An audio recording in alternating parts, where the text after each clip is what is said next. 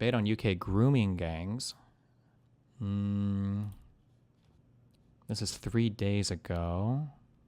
Jesus. Do I care about this? I'll listen to like 20 minutes of this maybe.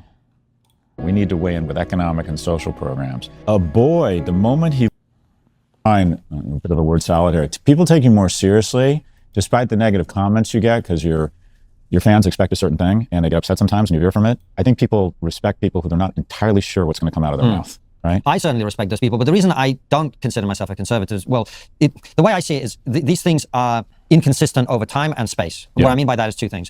When I was 20, the left that I saw, my great heroes were people like Bill Hicks and George Carlin, people who were pushing against the religious authoritarian right. Yeah.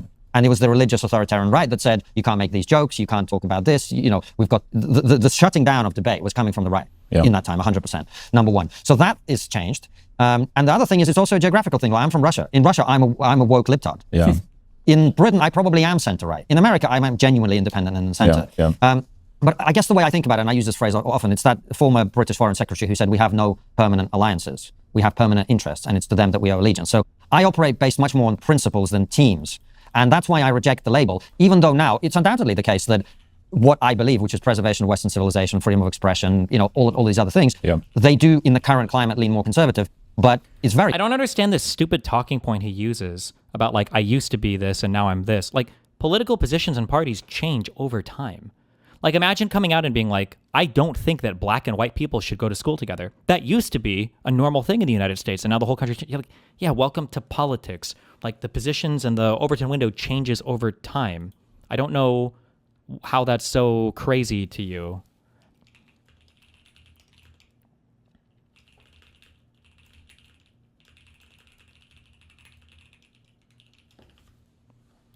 Very possible, and I'm increasingly talking about this movement on the right that I really dislike, that 10, 15 years from now, it is again Christian, or not just Christian, but religious conservatives who are fighting all the things that I believe in. Does that make sense? It does make sense. The axis changes. What you're saying is, it's like what Bill Maher says. He doesn't say, I've changed, the Democratic Party has changed. Like, I think of any political ideology, I would fit probably what was considered a Rockefeller Republican, even though I'm a Democrat now. When you look back, you know, Teddy Roosevelt was the great environmentalist. He was a Republican, right? It was, I think Nixon promoted, I liked his foreign policy. He was also, I think he passed the Clean Water Act. It's sort of, let me put it this way, it's the axis that's moving, right? And you're saying right now that you might fit a certain ideology, but it might be considered something else. Anyway, I hear you and feel like, I mean, it's so interesting. When I look back on some of our candidates, I now look at President Bush, who made probably the greatest strategic error since our intervention into Southeast Asia, going into Iraq. But I think in terms of complexion and the way he approached social issues, I'm pretty in line with him. And yet I was taught at the time as a Democrat that he was evil. And then I think about, like, I would kill right now for Senator Romney to be president. And I was not a fan when he was, when he was running. So yeah, world changes. Absolutely. And one of the things that has changed is very much the role of boys and young men in today's society. And you've spoken about this, and you've written a book, and you've been very eloquent and very nuanced and very thoughtful about this. And you've spoken about why you're worried about this generation of young men in particular. Why is that, Scott? Well, Francis, the data is pretty stark and clear. If you go into a morgue and there's 5 people who died by suicide, 4 are men. More women-owned homes, single women-owned homes in the U.S. than men. And by the way, we should do nothing to get in the way of that. If 1 in 3 men are in a relationship under the age of 30, 2 in 3 women under the age of 30 are in a relationship, and you think, well, that's mathematically impossible. Well, it's not, because women are dating older because they want more economically and emotionally viable men. There are now 1 in 7 men in the United States are considered. These polls have to be different. That's not possible. That more women are in, like, first of all, I'm pretty sure there are more women in society than men. I don't know if he realizes that he's playing into the weird talking point of like, well, it's because the harem keepers, the men are dating 2 women. Like, if women are preferring older partners, I don't think this is sustainable in 2 or 3 different ways. Am I thinking about this backwards? There's more women than men, number 1. And then number 2, women tend to live longer than men. So if women were all dating older, which I don't think usually happens, I think the age gap is anywhere from 2 to 4 years. I think it's been pretty consistent through almost all of history. I think it's retarded. I don't believe this talking point. I don't believe it. They're NEETs. They're neither in education, employed, or in training. So there was just this crazy stat, a couple crazy stats I've seen last week. Men between the ages of 20 and 30 are spending less time outside than prison inmates. And 45% of men 18 to 24 have never asked a woman out in person. So we're essentially producing, I would argue, or evolving a species of asocial, asexual males. And the gag reflex, which is understandable, is like, well, they should just get their act together. And women have had these problems for thousands of years. Why is your hair on fire now? And the knock-on effects are pretty severe for society, because if we're gonna have an honest conversation around mating, I do believe, I believe GDP, AI, podcasts, it's all a means. The ends is, I think, for most people, secure and loving households. I think that is where we find the most purpose, the most reward, the most happiness, is building a life with someone. And when men aren't economically viable, men made socioeconomically horizontally and up, horizontally and down, women horizontally and up. And when the pool of horizontal and up keeps shrinking, there's just less household formation. So 60% of people aged 30, 40 years ago had a child in the house, not 27%. And the question is, are young people not deciding to have kids because they don't want them? I don't think that's true at all. I think it's one, because they don't have the money. A series of economic policies in the US have transferred money from people their age to people my age. People under the age of 40 are 24% less wealthy than they were 40 years ago. People my age are 72% wealthier than they were 40 years ago. And also the number of viable mates, or what women would perceive as mates, is shrinking. So quite frankly, there's just less. Are we debating Scott now? No, but he said a lot. Every time he talks about manosphere stuff, I'd cringe. I have in the past too. So. Mating, less connection among men and women. And you're finding, I think this mating crisis, a lack of economic opportunity, lack of skills being developed by young men. And then finally, I think probably the biggest menace, it's a multi-dimensional problem, but 40% of our market cap in the S&C is represented by 10 companies. And those companies represent 20% of global market value. These are the most valuable companies in history. And unbeknownst and unwittingly and incrementally, what the algorithms that drive the profitability of these companies have figured out is that the way to keep people engaged on the phone is through enragement and polarization. And young men with much less mature prefrontal cortices are much more prone. What does he say you think is wrong so far? Well, all of these issues are always phrased from a male perspective. I think that there is an issue related to heavy pushes to empower women in society that have probably left men behind a little bit, and it's hard to talk about male issues without immediately being branded like misogynistic or whatever. But the reason why is because so much of the conversation is held hostage by people that are misogynistic. But this is the thing I never hear people talk about. He kind of barely touched it, but not really. Why don't people ever consider maybe people are having less kids today because having a family is just not as attractive an option as other things, not because you don't have the money or the wealth or whatever else, but because women have greater control over their jobs and women have greater reproductive freedom, right? I never, ever, ever hear that. I never hear that brought up. And I think that's a big part of it, but that narrative doesn't play neatly into the manosphere stuff, I guess. I don't know. To go down these kind of dopa-inspired facsimiles of life online. Why have friends, or why go through the pecking order of friends when you have Reddit and Discord? Why put on a tie and try and get a job when you can make money trading crypto or stocks on Robinhood or Coinbase? Why would you go through the humiliation, the effort, the expense of trying to find a romantic partner when you have literally lifelike synthetic porn 24/7? So unfortunately, we have the most valuable companies in the world with godlike technology have connected the sequestration and polarization of young men from society. And what we have, I think, is a cohort of the most dangerous person throughout history, and that is a young, broke, lonely man. And we're producing too many of them. So, and then finally, I just relate to them. When I was a younger man, I was unremarkable. I didn't have a lot of romantic or economic opportunities. So I just feel like I quote unquote, I see them. And it's what you've done very beautifully is broken down, particularly from an economic perspective, which I don't think people focus enough on, of the plight of young men. And we're going to get into all of that throughout the conversation. But you also grew up in a single parent household, which was more unusual when you were growing up. But now, unfortunately, it's becoming more and more common. And that is a very real issue for young men. Yeah, you're zeroing on the key issue. So people look at me and they hear my talk and they assume that I went to Exeter and was playing squash growing up. I was raised by a single immigrant mother who lived and died as secretary. I actually immigrated from the UK. I got assisted lunch. I got Pell Grants, which are basically government programs to help lift up people from low-income households. And if you reverse engineer the single point of failure, if you were to try and predict this boy is going to struggle, the fulcrum of that, or the point of failure, is when he loses a male role model through death, divorce, or abandonment. What's interesting is that we have the second most single-parent homes in the world, just behind Sweden. And when we say single-parent homes, we really mean women. It's somewhere between 82 and 80% of women had single-parent households. What's interesting is that girls in single-parent households have similar outcomes to girls in dual-income households, dual-parent households. They might be more promiscuous because they're looking for male attention in the wrong areas because of an absence of male attention, but they have the same rates of college attendance, same rates of self-harm, same rates of income. They're actually fine. A boy, the moment he loses a male role model, at that moment he becomes more likely to be incarcerated than graduate from college. That sounds highly unlikely. I don't know what he's citing there, but I'd be really curious to see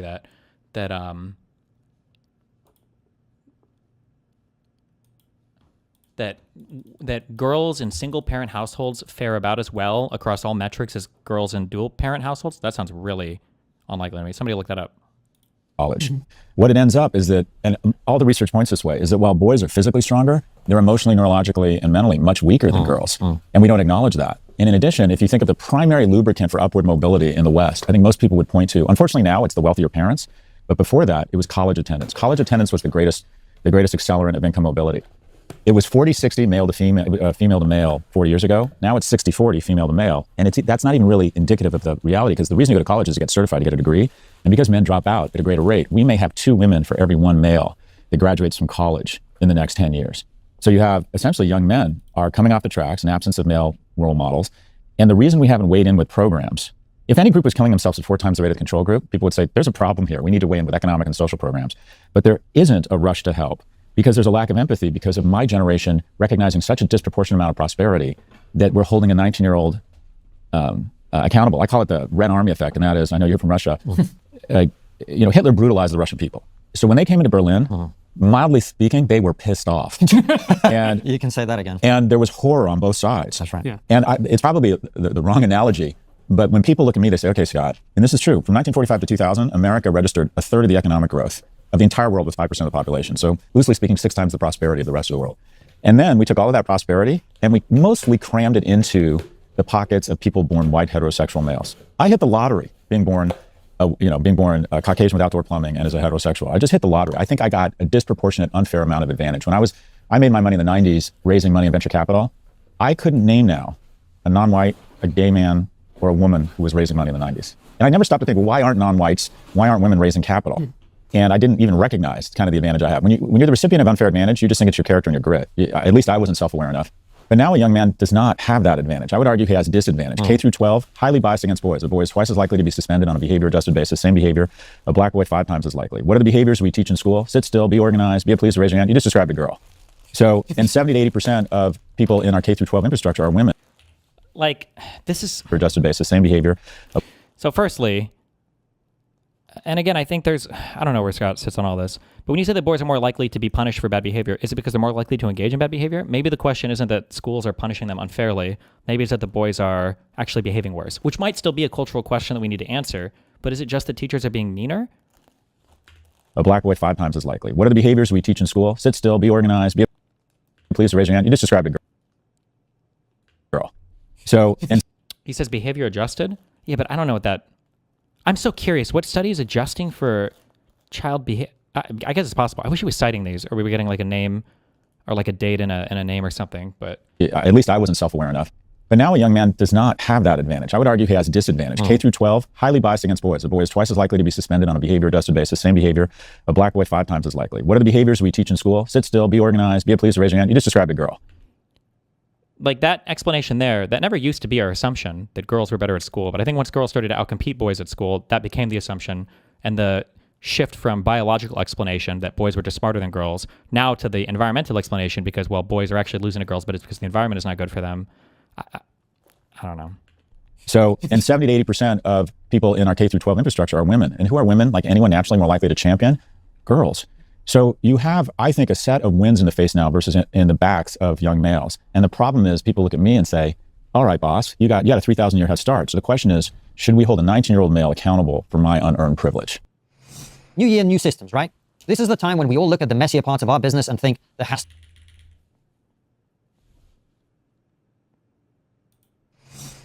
And that is, I think, what we have been doing. And I think culturally, it really came out, I think, over the last 10 years in particular, in some... What if we were behaving like this as a society towards any other group, we'd be disgusted. 100%. You know, all men are trash, the future's female, all of this stuff. And you go, that, like, whatever the arguments may be about the way that women and minorities have been disadvantaged 30, 40 years ago, a 15-year-old Zoomer boy neither benefited from that nor created that situation. And yet, for a lot of them, it feels like they've been bearing the brunt of that attempt to amend history. Yeah. I don't know how common this is anymore, but I know like 10 years ago, this whole thing of like screaming like kill all men or fuck all white people is insanely fucking cringe. And the idea that you could levy that claim at somebody under 20 is like, it's not like they can see their any privilege or benefit they've had, and to hold them hostage for everything that's happened in the past is really fucking stupid. Like that's true. Yeah, they're really... Sometimes I wonder, I feel like conservatives are trapped in 2016 when they talk about any social issues though. Also, I don't know how people can listen to trigonometry. It feels like these guys have been saying like literally the same thing for like 10 fucking years. There's a double standard. So you watch like Mad Men of these programs. The guy who's aggressive romantically / sexually, who makes an effort to approach strange women, that used to be an admirable quality. Now it's pathologized and demonized. Right. So this is anecdotal evidence. I don't have data around this, but when I go out to quote unquote social atmospheres or bars, women, and I'm not exaggerating here, dozens of times have said something along the lines of, I'm out, I'm single, I'm ready to mingle, I look amazing. No men ever approach me. No men ever approach me. And the question is, well, okay, why would they? Say you're in New York, and you're a dude, and you're at the bar, and you see someone, you want a group of girls who want to speak to a group of women, you approach them. You say something inelegant, or you're not very good at it, or it's inartful, or it's the wrong time, and you all work together at JP Morgan. It ends up you're one of the 300,000 people that work at JP Morgan. You're now that guy. Does a young man really want to, and this is one of the things I talk about the legs of stool masculinity. I think one of them is procreation. what it ends up is the guys who are abusing their power. It was a very small number of men who were doing it a lot. Right. And the vast majority of men know the difference between expressing interest and harassing someone, know that they shouldn't abuse their power. But interest in romance, interest in sex has been pathologized amongst young men. And I would argue that we need to embrace and even celebrate it, because the way I describe romantic or sexual interest among young men is just like fire. It can be very harmful. If you start watching a lot of porn and you start thinking of women as objects, and it creates unrealistic expectations around a relationship, and quite frankly, the algorithms start figuring out how to keep you online with more and more extreme porn, which borders on misogyny or is misogynistic and borders on violence, that's fire that can be destructive. But I think the vast majority of interest of a young man wanting to get out there, when I met my wife, I didn't look at her and think, I'd like lower life insurance rates in 20 years. Quite frankly, I saw her, and to be blunt, thought I would really like to have sex with her. And because I wanted to have a lot of sex as a young man, or at least have the opportunities, I dressed better. I worked out. I tried to have a plan. Demonstrate kindness, demonstrate excellence. But when a man is... Okay.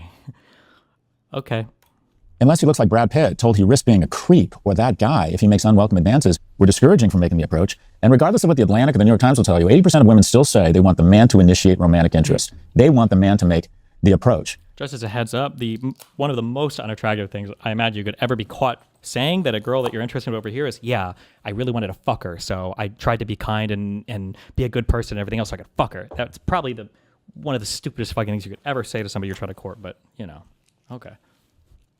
So I think that fire, that desire, when it's channeled in the right ways, is a wonderful thing. A kindness practice, having your shit together. I was smoking too much pot in my 20s, and my girlfriend said, unless you stop smoking pot, I'm no longer going to be your girlfriend. I think young men need the guardrails of a relationship, and convincing them that the most wonderful thing... Like, oh, fuck me, dude. We might just be in totally different groups. I don't know. Never mind. Who knows? We might run in totally different circles. What he's describing is the terror man-child that every woman wants to stay away from, and is why it feels like a lot of these women have trouble finding guys, or trouble finding, or the guys who are having trouble finding women. Women don't want to be your mom anymore, right? Before they had to be their mom because they couldn't get work, or if you fucked them and they got pregnant, they kind of were stuck with you now, right? Because they don't want to be a single mom. Their lives are fucked. But this idea of men need the guardrail women in their life, and women are looking for emotionally and physically competent partners. This is a huge mismatch that I think is going to be a turnoff to any woman that is looking for more than just a baby creator. Girlfriend. I think young men need the guardrails of a relationship, and convincing them that the most wonderful thing in life is to create a loving, secure household and build it with a partner. It can be a same-sex partner.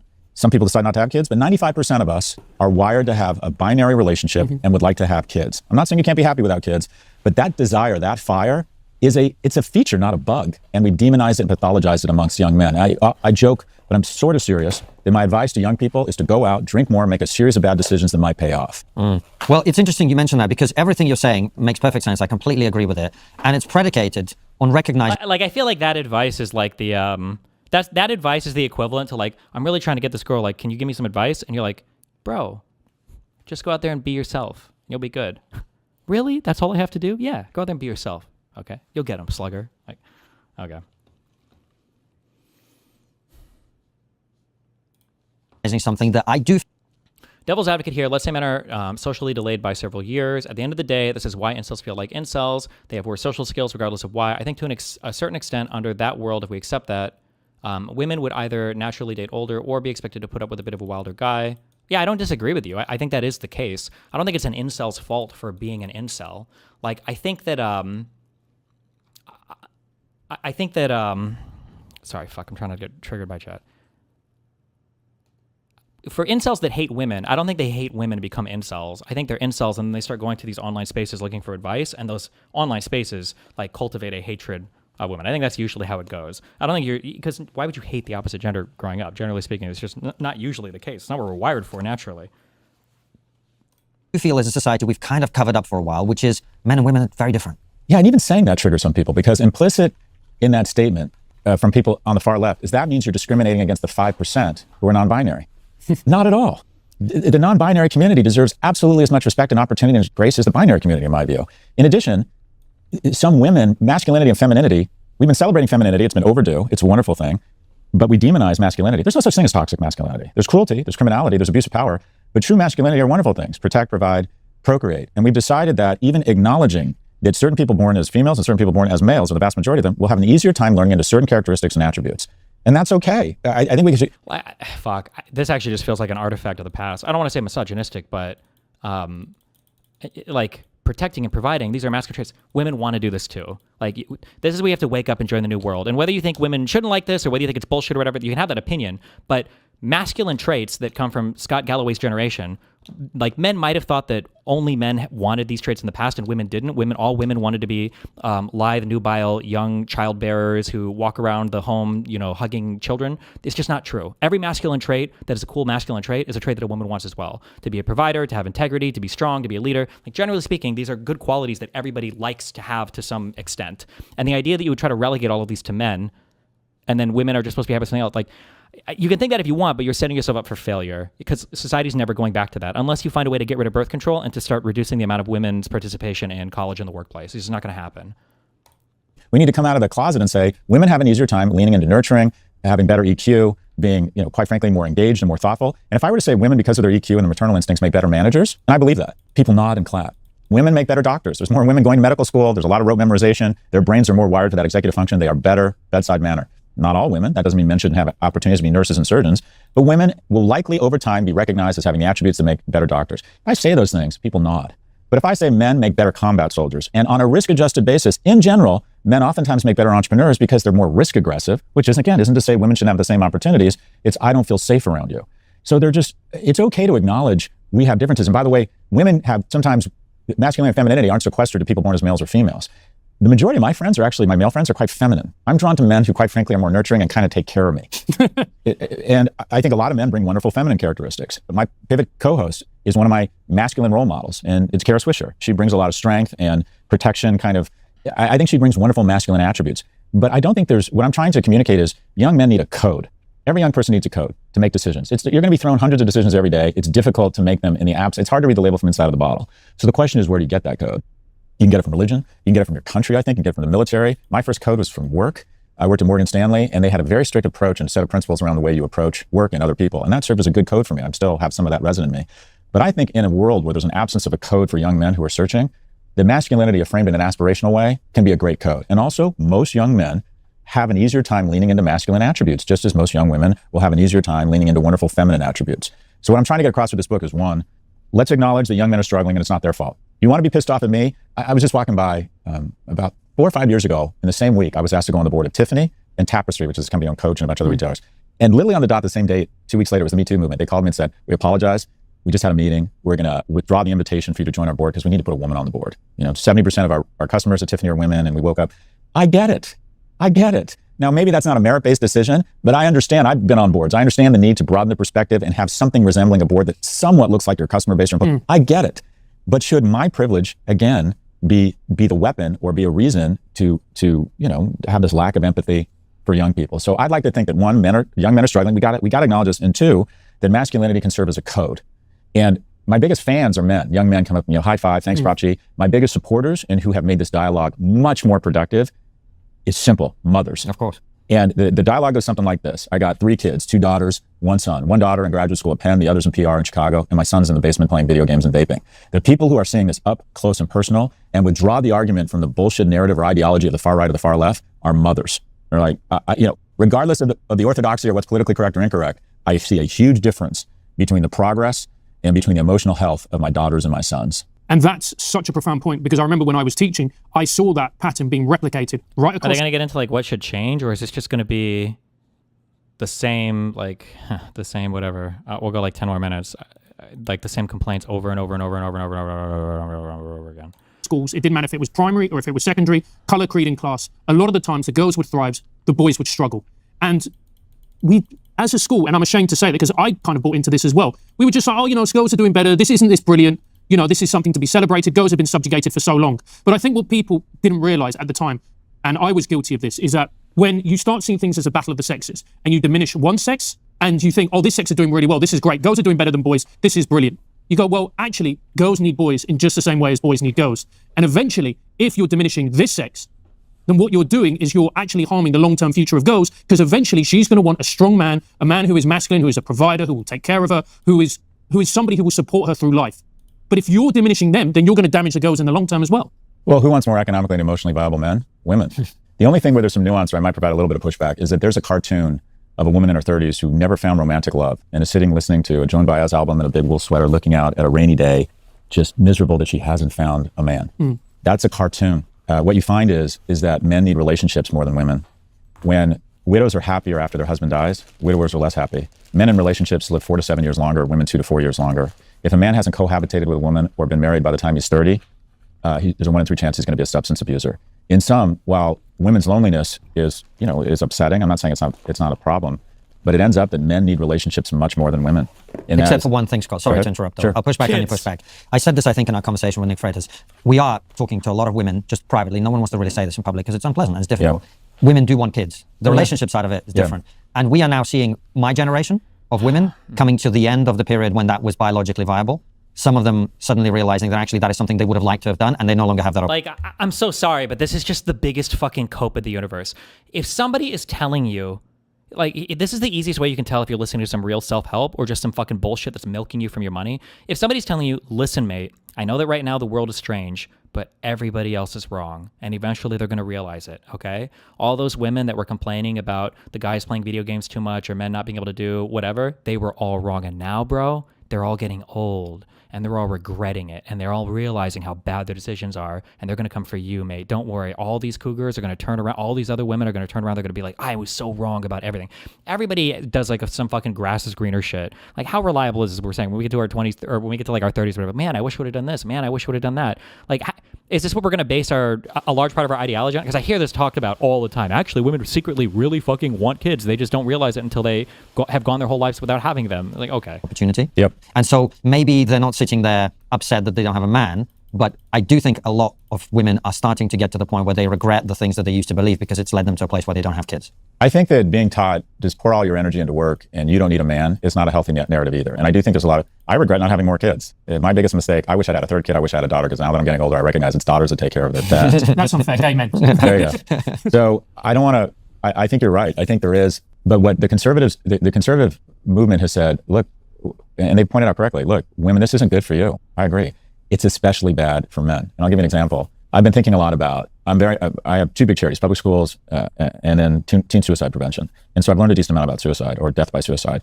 You're not even supposed to say suicide. You're supposed to say death by suicide. Like, that's going to change fucking anything. Anyway, I walk by some unhoused outside. Well, that'll solve the problem. But the period where the people first language thing is fucking retarded. People, if I'm talking to somebody, they correct me like, you mean the unhoused? I'm like, I mean, kill me. Okay, fuck that. We're not having this conversation. This is retarded. Yeah, this is stupid. I agree with that. A man is most inclined or most prone to self-harm and suicidal ideation is the year after he gets divorced. And what it ends up is that divorce is harder usually on men than women. It's harder on women economically. It's harder on men emotionally. And there's also, most of the data shows that without a relationship, a woman is sad and regretful. And without a relationship, a man is, quite frankly, dangerous to himself. That men need... And others. A single man at 35 is much more inclined to be a substance abuser, much more inclined to engage in self-harm than a single woman at the age of 35. So while I absolutely think, there's probably a lot of women who wake up and think, I was given this very progressive, outline, and it hasn't paid off the way I'd hoped. What we don't talk enough about is the fact that, quite frankly, a simple fact, and I have research that backs up, men need relationships more than women. I'm not saying women are worse off without a relationship. Men are much worse off without a relationship. Young men need guardrails. They need it in the form of male mentorship, and they need it. A relationship is a fantastic guardrail for a man. Mm-hmm. So we talk a lot about this image of a woman who's sad. I get it. It's bad, but it's worse for men, and we don't talk about it. Mira, te voy a decir una cosa. Si aprendes un idioma solo con libros, te vas a quedar atascado. Lo que de verdad marca la diferencia. Wow, he speaks fluent languages? That's crazy. So the conversation is how we just give kids a smartphone at an age when the reality is no one should have access to a smartphone. And then we wonder why we're seeing these narratives being propagated amongst men. Incel culture, it's not on the right, but incel culture on one side. On the other side, you see this kind of style of, how can I put this? This style of, approaching women or seeing women in a certain way. And you go, this comes from spending too much time online and not enough time in the real world. So this is a multidimensional issue. At the most basic level, men have immature prefrontal cortex. Our executive function, part of our brain, doesn't catch up to a woman's until the age of 25. 2 seniors in high school applying to college, effectively the girl who is a senior is competing against a 10th grade girl when he's competing against another 18-year-old boy. They are just more mature, right? They have a better sense of, I should stop playing video games and study now. Their brains are literally more mature. And you have kids. Do you have kids? No. I don't know if it's that dramatic, but I do think boys boys delay about 2 years, I think. Is it in terms of like emotional development for whatever reason? Because everybody knows that period in school I think when you're in like third grade or whatever, where there's like this half year or year where all the girls are the same height or taller than the boys or whatever because they start puberty a little bit earlier and everything else. But I've heard the suggestion before. Somebody said maybe boys should start school 1 or 2 years earlier than a girl. I don't know if that would work out or not, but No, but I taught for 12 years, so I know a bit about kids. So it is so striking, and Constantine, well, you can both comment on this. I'm not exaggerating. When my son has a party and he's 15, the boys are nice, but they can't make eye contact. They're a little bit dopey. They're fine. They're boys. There are some girls at the age of 15 who could be the junior senator from Pennsylvania. Right. I feel like with a right pantsuit, they could be in parliament. I mean, they're so incredibly mature, even physically. Hello, Mr. Galloway, what a lovely home you have. I mean, what is the effect of the non-dom on you? I mean, these kids are like, and then the boys are, I don't know. And it's not universal, but there's definitely a demarcation. Now, to your point about online, America right now is a giant bet on AI. All of our GDP growth, all of our stock market growth has been fueled by 10 companies. 77% of the earnings growth, 77% of that 16% of the increase in S&P has been the earnings growth of 10 companies. And those companies do a lot of things. But two of the core central things they do is try and play on flaws in our instincts, our insecurities, our desire to make a quick buck, our desire to have more mating opportunities and have a reasonable facsimile of that through porn. We get angry and anxious, so I'm going to figure out your political leanings, take you further and further that way, and then show you stuff that enrages you such that you start hating the other side when you used to not really, used to disagree with them, but not hate them. I can't remember. There's an absence. There's another reason young women are going more progressive, men are going slightly more conservative, but it's yet another reason they're not mating because women aren't interested, get turned off by men who are conservative. Can you remember the political leanings of anyone you dated when we were dating? We didn't talk. I don't even believe this. But I can only go from personal experience. And I feel like there's no shot that if you are capable of talking with somebody, you meet somebody, you get along with them, that they're going to find out that you're like a little more politically different than them. Well, actually, never mind. Because you would have to be significantly politically different today, actually. Never mind, actually. I take all that back. I think you would get really turned off if a person was like a super mega dick suck. I think if you were in that ecosystem, actually, never mind. I'm ejecting everything I just said. Never mind. Actually, I could totally see that. Talk about this shit. We didn't care. It's like yet another reason. Like I was trying to think, like in my day, like would I ever say no to a girl, or would a girl who would support like McCain or somebody or Bush, like a Republican, like would I have trouble dating this person? Like Rachel's family and Catherine's family were all conservative, quite more conservative. But if it would have been around Trump shit, I think I would have felt significantly different about that. I think all of us would have. So yeah, maybe it might be it's different now. But hey, listen, conservatives have only got themselves to blame on that one. The people aren't hooking up. So what you have is the most godlike technology, the most deepest resource companies in the world, trying to figure out any way to keep you on your phone. And what's worse than keeping you on your phone is keeping you away from your friends. Mm-hmm. It's keeping you away from your wife. It's keeping you away from your kids. So we're mammals. And it's pretty straightforward. The less time we spend with others, the worse our life is. Put an orca in a tank alone and see what happens, right? The worst thing you can do to a human is put them in solitary confinement. Leave your dog alone without another dog or another human and sees what happens. So what the big tech is doing really, really well, which is tearing at the fabric of society, is preying on young people, girls and boys, but unfortunately boys are more prone to this because they have this dopa addiction at an earlier age. It's trying to convince them, why figure out the pecking order of friends when you have Reddit and Discord? Why? You don't need to go to work. You don't need to take risks in real life. Real life relationships are hard. I'm going to make an assertion here. The best thing in your life is the best thing in your life, and that is relationships. And the one thing that was common across all those relationships was that they were really hard. It is hard to establish the pecking order and friends and not be jealous and call a dude and say, hey, do you want to go watch the football game and have a beer? What about Lauren Southern? I feel like a liberal man and a conservative woman is much more likely to work, especially from a liberal white guy, because I'm not under attack by any part of their ideology, really, even though I've been demonetized on YouTube and banned on Twitch. Whereas if you're a woman and you're trying to look at a conservative guy, like conservatives are literally trying to skull fuck you out of society. Like a lot of them joke about repealing the right to vote. You've lost the right to have an abortion in a lot of states in the United States. They look differently at you with regards to education. And if you don't have kids, they look down on you. There's a lot of jokes about like ladies with cats. Like, I don't know, as a liberal guy, like I hate MAGA because I have a strong feeling about politics, but at the end of the day, it's not really a threat to me. But if you're a liberal woman, being with a conservative guy who wants to like deprive you of your fucking rights is, I don't know, that's a much harder sell in my opinion. It is really hard to navigate all the bullshit in a corporation and have bosses that are not as smart as you and get memos from corporate on things that make no goddamn sense and occasionally go into work when you have nothing to do just for FaceTime. So I know, let's trade stocks and let's buy crypto. And it's also trying to tell you, you don't need to go through the humiliation of a romantic or sexual relationship. And this is the thing, all those things are goddamn hard. And that's what real victory is. It is really hard to find someone to be married to for 23 years and have kids. That is really hard. And the reward is immense. That's where I find most men get the greatest level of purpose. So what we're saying to young men is, no, ignore that stuff. Ignore friends, ignore work, ignore mating. You can have a reasonable, frictionless version of that online. And then you wake up at 30, and I believe a lot of these men are obese, anxious, have no skills when it comes to work or friendship or romantic relationships, and they're exceptionally depressed, and they never get a chance to recognize real victory.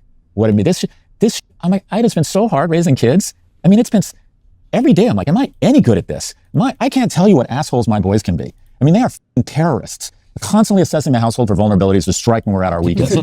I feel so there's been moments where I felt so much shame and insecurity because I felt like most liberal women are not ideologically committed. They're just vaguely liberal, but at the end of the day, they will prioritize financial stability. I don't know, that's supposed to be a dog whistle for go after the rich guy, but that's just not true anymore because women are working. And another huge problem is that this is a thing that is just true. Women like to work, and women like to not have to rely on a fucking schizoid, crazy, man-child to be the only thing that can keep them alive in the world. And this is so universally true. I mean, it happened with Lauren Southern. It's happened. I remember, it wasn't Megyn Kelly, it was Tomi Lahren and a bunch of other conservative women. Even conservative women, when they're being brought up in the household, this has been true of every single conservative woman I've ever spoken to in my entire life. All of them, unless maybe somebody's example otherwise, all of them will tell you, yeah, when I was growing up, my mom told me that I need to go to college and I need to get a real job so that I'm not reliant on some crazy fucking dude. Now, maybe at some point after they get out of college, the parents are like, oh, you should find a guy, you should whatever, like you need to be more traditional. But the girls are like, hold on, mom, you told me not to be some fucking desperate loser that was looking for some paycheck guy to support the rest of my life. Like even conservative women have that feeling, which is why so many of the conservative women, I think, fell out of these manosphere movements when they started to realize, hold on, you guys are like incels that hate women, and we don't want to be like these weirdo tradcon pie baking wives that do nothing or fuck all with their lives, that are reliant on overgrown children to basically keep us afloat for the rest of our lives. So I think that's a problem that nobody, at least in the manosphere, wants to reckon with. How do you attract a woman who wants more than a paycheck? What do you do to attract that woman? It can't be these empty platitudes of be masculine and be a provider. No, motherfucker, she has a fucking job. And she will always be able to fuck a guy that's taller than you, that has a bigger dick than you, that has a more chiseled jaw than you, okay? It's a woman with a job is kryptonite to a man who can only offer a mediocre wallet. You have to be able to attract somebody because you are an emotionally adept and fluid person that can have conversations, that can be engaging and compelling, that can provide something more than just, well, look, I earn $75K a year, even $100K, even $150K, might not be enough. You have to be like a real fucking human being. That's why I don't like the platitudes. Now, I'm not saying Scott, anything I say about this is going to apply 20 trillion times more to Constantine and the other loser, because I don't even know they give a fuck about these issues. But Scott, I feel like, falls into this sometimes a little bit. He's not as bad as them. Most of my criticism is for Constantine here, but it can't just be over and over again, just be more masculine. It's just not going to work. Like I wasn't making enough money and couldn't support my kids at the level I wanted to. And it just destroyed me. It's been so hard. And the only moments I ever feel like I have meaning and purpose on this world and I can leave and feel like I checked something resembling a box is when I have those moments with my son and I get the chance to raise them with someone I love. And I worry that there's a ton of young men who are never, ever going to experience that because big tech has attached 40% of the S&P to market value by sequestering us from the rest of our relationships. So I'm not saying they're innately evil people, but unfortunately, these algorithms and these companies have figured out there is money in sequestering people from the relationships and getting them really angry at everybody else, blaming immigrants for their economic problems, blaming women for the romantic problems, blaming the other side for everything that's wrong. Is Constantine ever pushing back when a guest says something he clearly disagrees with? Or? So because Scott is talking about Constantine right now. Unfortunately, these companies are the wedge, are the cudgel between people and especially young men and relationships and what I would call a healthy, rewarding life. I think one of the greatest tricks social media companies ever played was the idea that this app that you were going to go on was about connection. It was going to help you to connect with other people. That's what Facebook initially was. Connect with your friends all around the world. It's one of the greatest lies we've ever been sold. Well, is it though? I mean, look, I don't know about you. I would say the way I have come to use social media, now look, I have a pretty big following, so it's perhaps a different story, but it's a way for me to connect with people that then we speak to and become friends with, right? Yeah. So, and also I just think as well, it's important that we also in this conversation talk about solutions because the world is the way the world is. Yep. And our great-grandparents and great-grandfathers face some way bigger problems than that you've got this phone with porn on it. Like that's relatively minor to the Germans are invading, right? So I guess what I would say is I think partly it's about, actually, I would argue, a failure of parenting as well. Because, and look, you know, it's easy to say parents should have known better. Like my wife, for example, is a complete screen Nazi. My 3-year-old has never seen a screen. Yep. The only thing he does with a phone is he brings it to us and we go, thank you, and put it in our pocket. That's it, right? Like, we all have to begin to realize this is the world we live in. Mm-hmm. We live in a world of screens. We live in a world of social media. And we are all going to have to do something about this that allows us to live better lives. And I think it's important perhaps for you to talk to us about what is the man code? How do you be a man? How do you have a good life as a man? How do you confront the fact that every human being ultimately faces a choice? You either go with comfort and become a loser, or you learn to accept discomfort and you win. So just to acknowledge your point, if we had a red button that you could push and big tech would disappear, I wouldn't push it. Right. I would argue that big tech is a net good. Right. Creates tremendous economic value. I found you on social media. Right. People come up to me on the street. They could not be, do you find this? Online, I find people so angry and vile and aggressive. In real life, I can't get over how lovely people are. Right. I can go anywhere in the world, and 99% of the people who approach me, even if they say I disagree with your views on Israel or whatever, they want to have a thoughtful conversation, or they come up and they say something really nice that makes me feel better about my day. I've made a lot of money using social media. I FaceTime my sons every night, and it makes me feel more connected to them. I would not press the button. The problem with saying they're a net good is the word net. And what I mean is we can have nuance. Yep. So I think fossil fuels are a net good for the world. The greatest arbitrage in history is fossil fuels. But that doesn't mean we don't have emission standards. Now, we can have an argument around what those standards should be, but we're just not going to let, it's probably important that we have rules that says, Ford, you can't pour mercury into the river. And if you don't have laws, they need to pour mercury into the river. Otherwise, General Motors and Chrysler will and have a cost advantage. Pesticides are a net good, but we still have an FDA, that's the Food and Drug Administration here for you foreigners, saying, okay, by the way, one of the first things I noticed about London is that food rots. And I think it's because we have higher standards. Yeah, and then all of a sudden it freaks me out now that I can buy something and put it in my refrigerator and 7 weeks later it's still edible here in the US. I'm like, okay, maybe that's not a good thing. Anyways, so for example, let's move to some solutions. I don't think anyone under the age of 16 should be on social media. I don't think any synthetic relationship should be allowed for anyone under the age of 18. I don't think we should have phones in schools. I think we should remove Section 230 protection for algorithmically elevated content, right? Such that if you are in fact putting out content that leads to greater self-harm and you're elevating that content. I don't believe in censorship. I don't think, if someone wants to say mRNA vaccines alter your DNA, I think they should be able to say it. The problem is when the algorithms go, well, this is pissing off people and they're commenting. And every comment is another Nissan ad, which is more shareholder value. So let's take this incendiary and sometimes more novel content and let's elevate it artificially. My view is if you elevate content artificially. At least you gave prescriptions. I don't know if I necessarily disagree with most of this. I think social media is kind of corrosive or bad in terms of what's going on with kids today. Like I said, I honestly think the best piece of advice you could ever give somebody involves a time machine, unfortunately, is you just need to make friends with and chat with women and be in spaces with women. And when I say women, I mean little girls, because it's easy to attract a 6-year-old. I'm just kidding. Stop! When you're a kid, when you're a little boy, right? Having friends that are girls when you're in grade school, middle school, high school, and then at a college, like that's the only time, well, I don't want to, that sounds doomer. That's the best time in your life to practice. If you are in your 20s and you don't have women that you work with and you don't have any experience talking to the opposite gender, holy fuck. I don't know what you even fucking do at that point. Like, you're telling me that somebody who has no experience talking to women, especially in a friend group where he's not desperate to fuck every single one of them, the first real conversational experience you're going to have is in a fucking bar? This is why I don't like to give the advice like, oh, just go to a bar and drink and talk to people. I don't know what the fuck. That sounds to me like, oh, like you want to be a good painter? Like, well, just pick up a brush and follow your heart. Like, you guys have seen me use paint on here. My real life paintings will look even worse. I just don't know how the fuck, what is a guy even going to do in that circumstance?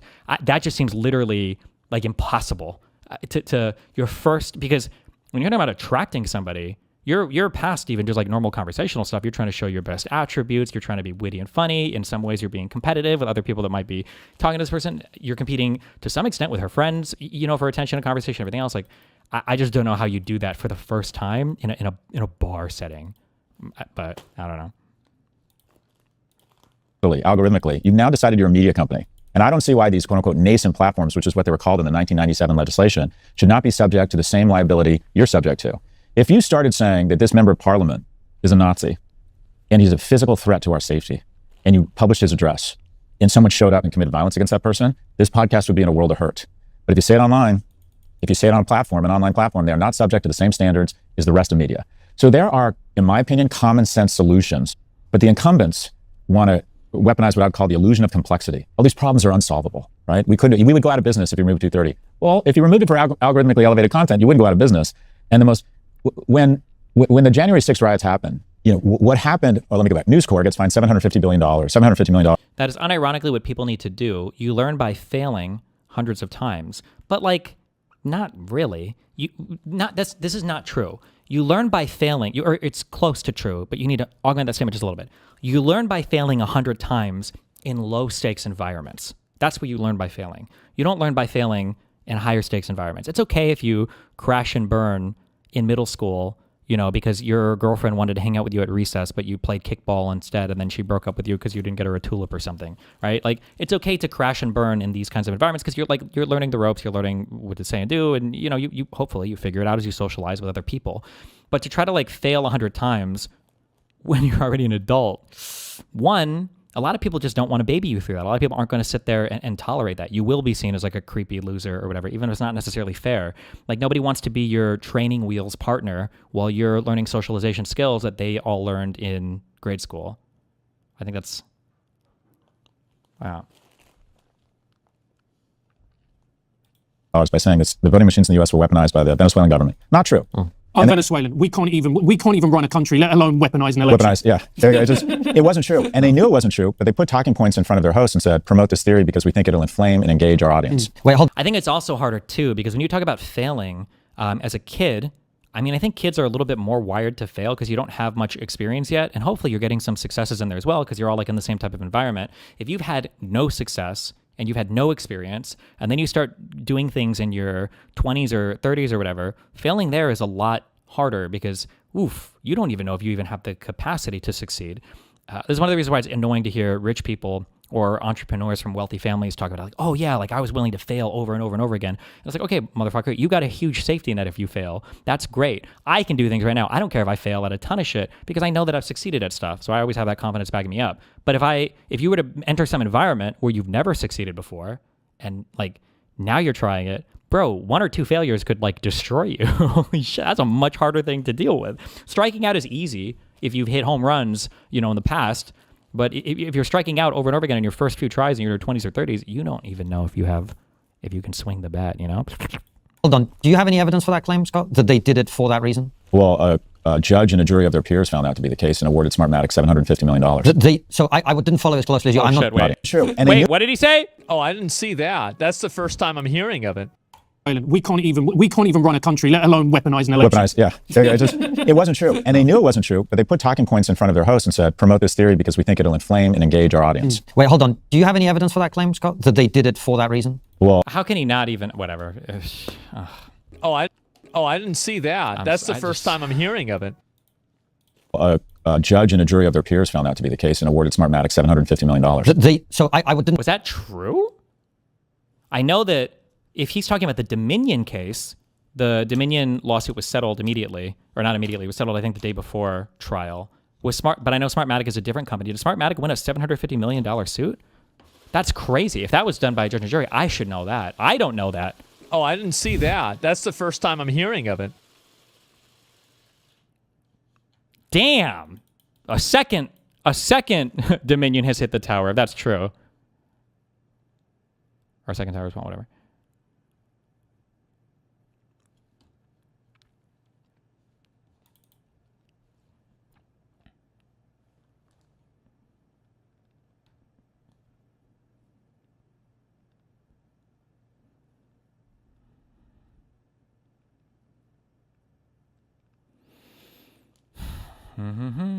Did they win on a summary judgment or?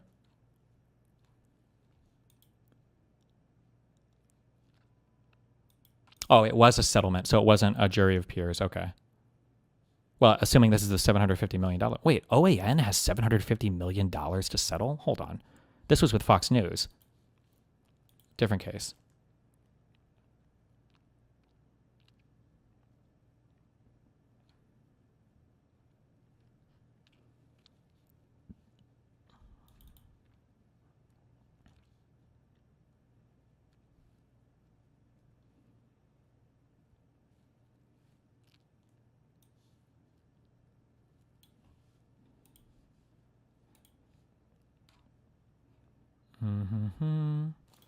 Control F, Fox.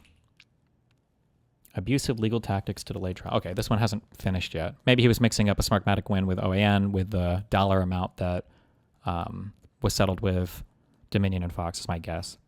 Didn't follow as closely as you. I'm not disputing what you're saying. I'm just asking. So in that case, when they promoted this theory, was it established that they did so to get attention? It wasn't to influence the result of the election, for example. It was specifically to get attention. The legal ruling falls under defamation and slander, and that is they knew they were saying something that wasn't true. and that thing that wasn't true ended up having economic harm on Smartmatic. And so Smartmatic said, you knew this wasn't true, and also you knew it would hurt me economically. So there are laws against that. So if you say something, if you start spreading rumors that I'm a pedophile, and all of a sudden my speaking engagements go down, and there's no evidence of that, you are liable for defamation and have to economically compensate me. I get that part. What I'm asking, the specific thing I'm trying to tease out is, I got the impression, correct me if I'm wrong, that you're saying this was done to get clicks effectively, right? Well, I'm wondering, do you know that? Because my instinct would be, it might be to influence the outcome of who ends up president. That might be. Oh, that's interesting. Do you see what I'm saying? One thing, it was, in the case of Fox News, it was to get clicks. Like Murdoch was constantly, and other people were constantly worried in emails about how they were losing so much of their audience to I believe it was OAN and I think Newsmax. They were constantly talking about the numbers and that their viewers weren't trusting them anymore, and they were going to these more extremist right-wing sites. That was explicitly brought up. Actually, I don't know if they ever brought up anything about trying to make Trump win the election. It was that talking about they were losing viewership. Everything. With mass aims by bio-optimizers. I see what you're saying. So I would argue that everything these for-profit media companies do at the end of the day is to cater to their audience such that they're more glued to the show, such that they make more money. It's a reasonable assumption. You could say that maybe they knew that was going to... So I guess it's feasible that it was more important to them to get Trump elected than keep their audience engaged and sell more opioid-induced constipation medication in between commercial breaks. But basically the court said, you guys actually, they found emails that said, this was bullshit, but you said it anyways. And this private company experienced huge economic harm. Right. The reason I bring this up is they got fined $750 million. That's real money. What happened on Fox was a dumpster fire compared to the nuclear mushroom cloud of what happened on Meta with those rumors. But because Meta is quote unquote a new nascent platform, they're totally exonerated. They got a hall pass. The reason I bring this up is that I think those companies should be subject to the same responsibility. Well, it's because Meta is not a publisher themselves. It's a significantly different thing. Whether you think Meta should be held responsible or not, it's a significantly different thing. As a traditional media company. And I think the argument around free speech, around how far you can go, is a really worthwhile argument. In my view, generally speaking, is anybody should be able to say pretty much anything about pretty much anybody. But if I know I'm saying something, if I'm spreading lies about you and I continue to do it and it has real economic harm on you, in the US, you're subject to defamation and slander laws. My point is, these companies, which are the most waiting for Constantine to chime in with that. But how do we know who is right and who's wrong? How do we tell that? valuable companies in the world are get to play by a different standard, and that there are common sense solutions. We shouldn't have phones in schools. I don't think there's any. I think we need to start age gating, doing a better job of age gating pornography for kids under the age of 18. They claim they are worried about the privacy concerns of young people. They can tell when I'm at a Beyonce concert and serve me an ad for the Uber to get home and the Beyonce album and tickets to the new concert, but it would be impossible for them to figure out the age of these kids, or they're worried about the privacy. No one we age gate alcohol, the military, motorcycles, pornography. Why on earth wouldn't we age gate these things online? And there's a real problem, in my opinion, a fissure in our society, and that is we won't let our kids go to school alone, but we'll let them go online with strangers and see this kind of content. We overprotect them offline and we underprotect them online. I think there's just a series of common sense solutions that won't solve the problem, but would go a long way to addressing it, while recognizing we don't want to put these companies out of business. They're not terrible people, but I stand by what I've said. I think Mark Zuckerberg and Sheryl Sandberg have done more harm to young people while making more money than any two people in history. And I find it just so insane that we had Sheryl Sandberg running around the world with a book talking about the important conversation of gender balance in the workplace, as she invented and drove a business model that resulted in an 80% increase in self-cutting among teen girls. And I just find the two totally incompatible. So these companies should thrive. We want our horses to run, but with some significant but reasonable changes, we can solve a lot of these problems. And again, they weaponize the illusion of complexity. Oh, these problems are too difficult. There's always been problems with media, and Elvis was a threat to the parents then. Kids weren't cutting themselves after watching Elvis Presley, right? They weren't going down rabbit holes and convincing themselves that there was a pedophile ring in the basement of a pizza place. They weren't picking up their father's assault rifle because because old people were listening to Lawrence Welk and they saw those people as their enemy. This is a different level of harm. And I do think there's just common sense, practical solutions that these companies get in the way of. They overrun government with massive amounts of money. There's more full-time lobbyists living in DC who work for Amazon than there are sitting US senators. And the only way you get elected in the US, 98% of the winners are the ones who raise the most money and who has a lot of money to write. So when these issues come up on the House floor, it's Republicans and Democrats that get in the way, and they start asking questions like, I'm worried about this, let's talk about it more, let's have another hearing, and nothing ever happens. I also believe, I apologize for the word salad here, that these are the greatest espionage and national security vehicles ever invented. And I think what happens, and I don't have evidence of this, I think what happens is Mark Zuckerberg goes into a confidential security briefing and says, do you want to keep killing terrorists? I mean, what could be a better way to kill terrorists than to figure out where their sons and daughters are on Instagram and GPS locate them and figure out their relationships when they're gathering. These are the most of the CIA, the GRU, the CCP couldn't have dreamt in their wildest dreams an espionage tool, a security tool like social media. And I don't have evidence of this, but if I were Mark Zuckerberg and focused on shareholder value, I would say, do you want me to continue to work with your security apparatus to kill bad guys? Then back the off. I think that conversation is happening over and over in DC. And as a result, our young people pay the price. Well, that, I think, in terms of the structural changes and the structural situations, is a really great analysis, and you make some really, really important points. And I know you and I probably disagree about Elon. He's someone I really respect, and I am surprised that he hasn't done some of the things that he said he would do to mitigate some of these issues that you're bringing up after he took over Twitter. I wish he had done, because he talked about freedom of speech but not freedom of reach. He talked about prioritizing content from verified users, and none of that's happened. And I imagine it's partly because of the incentive structure that punishes that sort of more responsible behavior. But let's come back to my point, which is what ultimately, in addition to all of this stuff, every human being is going to have to deal with the world as it is. And if you're a young man today, you have not been dealt a great hand. You've also not been dealt the worst hand in history. 100%. So how do you be a young man today? What is the man code? What are the lessons? What is it that your father wasn't around to tell you? What is it that makes you someone who can deal with the world as it is today and thrive? Thanks. That's a generous question. So what I've tried to do is distill a basic version of masculinity down to some aspirational things. And I think of it as three legs of the stool. The first is to be a provider. And that upsets some people. I think every young man should assume at some point he's going to need to take economic responsibility for his household. And by the way, sometimes that means getting out of the way and being more supportive of your partner who might be better at that whole money thing. But I think a pretty decent place to start as a man is that we live in a capitalist society. And the way the world is I will be disproportionately evaluated by other people, and my self-esteem will disproportionately be driven by my economic viability. And that you need to get certified, you need to show discipline, you need to work hard, you need to have the rational thinking to spend less than you make so that you can start saving some money. But the reality is 75% of women say economic viability is important to a mate. It's only 25% of men. Get right? paper. Beyonce could work at McDonald's and marry Jay-Z. The opposite is not true. You will be disproportionately evaluated based on your economic viability. Figure out how to make money. Now, I have been probably addicted to it, and people pointed out online that I see everything through the lens of money. I grew up without money, so it's always been important to me, probably too important. But I stand by the fact that as a man, if you are not economically viable, your self-esteem, your place in society, in a capitalist society, your ability to find a mate is going to be severely diminished. So we want to get and the best way to make a lot of money is start making a little bit of money. I coach a lot of young men. I'm like, if you have a smartphone, you can make money. Tomorrow we're going to start. I don't care if you need to be a Lyft driver, Uber driver, TaskRabbiter, go into Panera Bread where they're desperate for people and they start them at 18 bucks an hour. But once you start making a little bit of money, you're going to realize how wonderful it is. You're going to start figuring out the marketplace, but you need to get out and make money. You need to be a provider. First leg of the stool. The whole point. Okay, I don't know who he's talking to or what men he's talking with. Maybe, I guess. I don't know. Okay. In my opinion, getting some economic security and economic prosperity is such that you can move to the second thing, and that is being a protector. The jobs I think we view as being most masculine, cop, fireman, military, at the end of the day, they all do one thing: they protect. And again, this cop, fireman, military. So cops who are known for beating their wives, military who are known for their wives cheating on them when they deploy, and firemen who are seen as being super, I guess, so be the firemen. I guess, okay. I don't know. I just feel like this is all cringe shit, but whatever. I don't know. This is a personal anecdote, but I think it's true. I think the most rewarding thing in life is to feel like you are doing a key role as a protector. My moments of peace come when my kids are asleep, safe and warm, with a lot of opportunities, more opportunities than I had. Yeah, but they're not there because you were a fireman, because you could fight off the burglars. They're there because you made a fuck ton of money. My partner feels noticed and safe, and I feel like I can finally go on offense in my life and start protecting my community, my country, and start doing, planting the trees, the shade of which I'll never sit under. I think that protection part is hugely important. And you were talking about Elon. I think Elon demonstrates unbelievable attributes of masculinity in some areas and a total deficiency in others. I think taking enormous risks and having vision and working his ass off such that he can land a rocket on metal scissors and create hundreds of billions of value, right on, brother, right on. He inspired the EV race. You got to give him credit. Like, if we get to Mars, we're going to get there years or decades sooner because of Elon Musk. There couldn't be anything more masculine. I mean, this risk. Okay, he includes financial providing too. But I feel like that ties into the first one. If you're young, don't ever.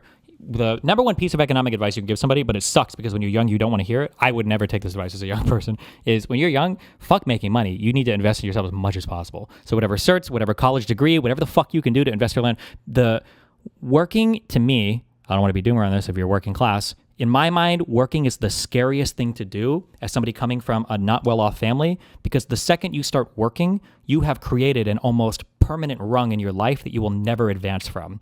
Getting bogged down in work means that you're oftentimes living on your own, you're not investing anymore in your education or training, and you're likely to meet a partner, have a kid and settle down, and wherever you're stuck at there, the advancement that you can make, especially if you only got some high school, like that's it. Like you're fucked at that point. Working before you finished your training and also going back to training sucks. I've seen so many people, I've heard mixed stories on this from people in chat. I don't know, maybe different people feel different ways about it. Everybody in my real life it seemed like taking a year off from school sucked. Apparently this is more common in Europe, but in America doing this, there are so many people that you take a year off, you start working, you're kind of out of the school mode, you don't really want to go back. And then especially if you start dating somebody, especially if you have a kid, now it's over. Or if you get an apartment or in a car, now because when you have money, what do you do as a kid when you get money? Well, you get bills, of course. What kid is going to start earning money at 17, 18, 19 and isn't going to fucking get a car or isn't going to fucking get a cool, apartment? You're not saving that money. You're retarded. You're 18 or 19. But you could be a retard and go to school and still get a degree and learn stuff that's going to help you for the rest of your life. That stupid fucking retarded car or new graphics card you buy at 18 or 19 is not going to help you for the rest of your life. When you can invest in training and education, invest as heavily as possible and then, feel it off, pay it off as you get older. The slingshot effect of just like pulling back as hard as you can, and it sucks, and you see other people maybe get jobs or whatever, I guess. I don't know. That's really scary to me. Starting to work early is just very, very, very, very, very scary to me because that's like, you're like, that's it. That's where you are. Good luck. First, we're going to get there years or decades sooner because of Elon Musk. There couldn't be anything more masculine. I mean, this risk-aggressive craziness, right? That men, and again, this will upset some people, that men are more prone to taking crazy risks, right? A man is more likely to rush into a burning house. There's something called the Carnegie Award that awards people who put their own personal safety at risk to try and save someone else's from harm, who they don't know. It's literally the running into a burning building thing. Every year they give out about 80 awards, and every year about 75 of them go to men. So while we like to frame young men as reckless, there's also valor in that, right? There's also, and the fact that men are risk aggressive and do stupid things, occasionally they start really crazy, stupid companies that end up being crazy genius. This is retarded though. 1 out of 1 million men that are risky and aggressive and reckless will run into a burning building and save, a life, and that guy will get a partner. And the other 999,000 are getting into road rage and are killing each other because somebody, cut them off at a stoplight. What? Like, this is like the dumb masculine traits to focus on. I'm sorry, but if your dream, these are like things we masturbate to or think about like in the fucking shower. We're like, oh God, I'm going to run into a burning building and I'm going to save a woman and then she's going to fucking fuck me forever and I'm going to be the best. It's like the guy slaying the dragon and the prince is going to, like, most people are not finding mates this way. Most people are not starting 7, 8, 9, 10 figure or companies that will grow to like having a 10-figure exit. It's just not happening. It's just not really going to happen generally. Elon represents that exponentially. So props. The issue I would have as Musk as a role model for young men is he seems to have skipped the protection part. And that is when you're being sued concurrently by 2 women for sole custody of your child because you've never seen that child, I don't think there's anything more anti-masculine. I think when you're the wealthiest man in the world cutting aid to HIV positive mothers, in my opinion, that's a reputation extinction event. I think he's missed the protection part. And the final third leg of the stool, which triggers more people, is procreation. We talked about this earlier. Embrace your horniness. Put on a cool coat. Approach a woman. Get used to know. What I do with young men is I go through a series of exercises. Unironically, I'm sorry, Tristan Tate had a fucking video series he did. We watched this one time on stream like 5 years ago. Tristan Tate had like a 3-part video series on how he dates multiple women at once or whatever. That was probably the best 3-part thing I've ever seen. That was the video that when I watched that, I was convinced these guys were traffickers because those 3 videos, and they were like 20 minutes each or something. It was the best like Playboy advice I've ever heard in my entire fucking life. Holy shit. I was like, this guy fucks a lot. And I bet he could traffic bitches with the advice that he's giving in these fucking videos. Because god damn, this shit is retarded. I'm sorry. Like, what the fuck? Embrace your horniness? Like, I don't know. I guess there's a way you could channel this positively, but approach. Like, nothing is more of a turnoff than a person who comes off as clingy or desperate or needy. And I don't want to be pathological or manipulative here, but like, it's like, if a girl and you are getting along and you walk away and you haven't even made a pass at seeming like you're sexually interested, that does a thing, okay? It does a thing. And I'm not saying you should be manipulative or whatever, but like that, actually, I guess what do red pillars call this? Abundance theory or some shit? If you can have a good time with a girl and then end the night and you haven't made a pass at her, it does shit. This idea of like be horny all the time, but maybe he's not going to say be horny all the time. He's going to say channel your horniness into better stuff, I guess. I don't know. Fuck, I just went forward too much.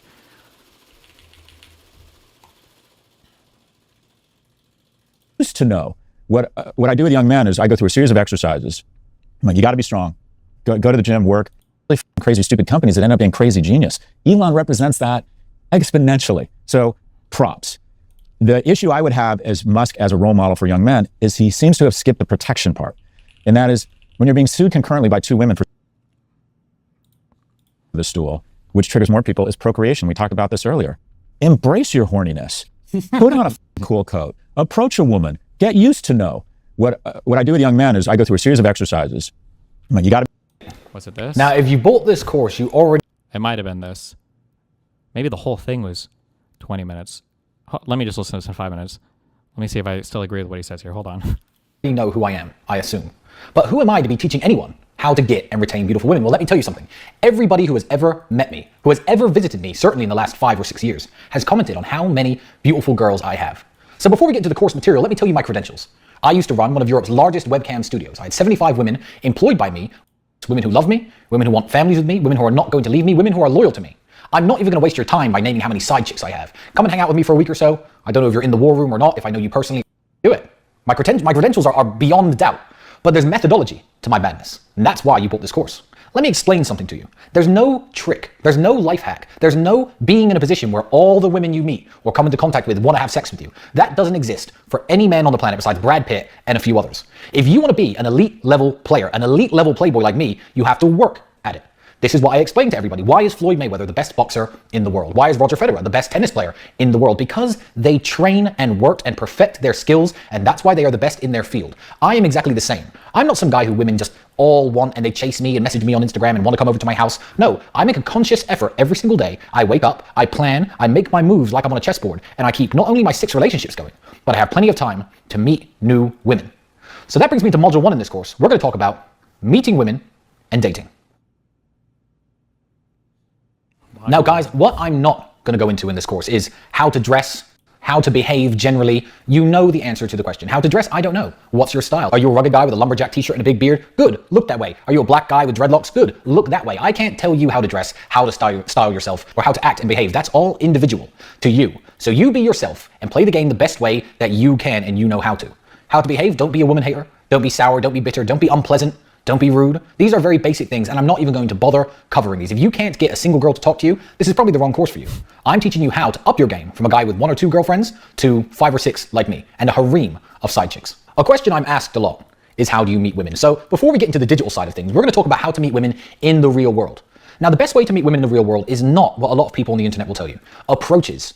Now, the guys who do approaches, number their approaches, they count their statistics. Oh, I had sex with 10% of them, I did 100 approaches today. Are you a nerd? Are you a geek? What kind of person are you? Where you have all day to walk around trying to talk to women on the off chance that one might have sex with you.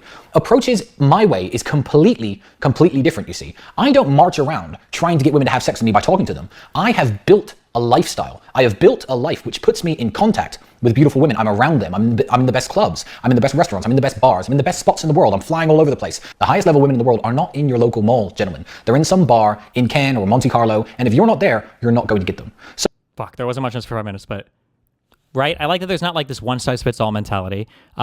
He's honest and he says he's not going to go over basic social skills or whatever. If you don't have that shit, then you shouldn't be watching this. He's not overselling you on what he's promising, you to be able to do. There is no like secret, you go to a bar, you try 50 million cold approaches, the cold open bullshit, the red pillar, people used to be obsessed with stuff like this. Fuck, this is just part 1. Fuck, some of the shit that he says in here is like, it's in the start to part 2. I don't know. We're not going to watch this whole thing right now. I'm just saying that this guy gave like real, actionable, like really good advice, but don't be manipulative or crazy or weird. I don't think he really gives crazy manipulative stuff. I'm just saying I don't like the boilerplate whatever stuff, but I'm not trying to be overly critical of Scott. I don't know. Get used to know what I the random emoji tech was fucking genius. True. Do with young men is I go through a series of exercises. You got to be strong. Wasn't it advice like you are more attractive in a group of friends or something? I don't think so, but go to the gym, work. That was part 1 of there's a 3-part video series, I think. That was part 1. If you ever get bored, you should go watch it. Okay. If you're under the age of 30, you have this dense bone structure and double twitch muscle and this. Get used to know what I do with young men is I go through a series of exercises. You got to be strong. Go to the gym, work. If you're under the age of 30, you have this dense bone structure and double twitch muscle and this amazing substance called testosterone. You want to be strong. You're going to feel better about yourself, or fast. You want to run, do yoga. You're going to be healthier. You're going to be less depressed, more attractive to potential mates. The reason why women are interested in guys in shape is not because they have big muscles, because it reflects they have discipline and they can show up. The attributes of being in shape are what's attractive to women. 2, we're going to start. I don't think so. I think that there might be a certain set of women that are attracted to it. The types of men, bro, this discourse blew up so huge on Twitter like a year ago, where there were like 2 guy bodies, and one guy was like pretty big, but definitely fattier. And then another guy was like bodybuilder-esque. And like all the guys were like, oh, women would love this other one. And then all the women were like, no, that other guy looks hella gay and weird. Like if women are looking for things that are if you want two huge things, here's two huge things. I don't do either of these things well. Okay. So, but don't take, okay. I walk a different path. Okay. And a manipulator.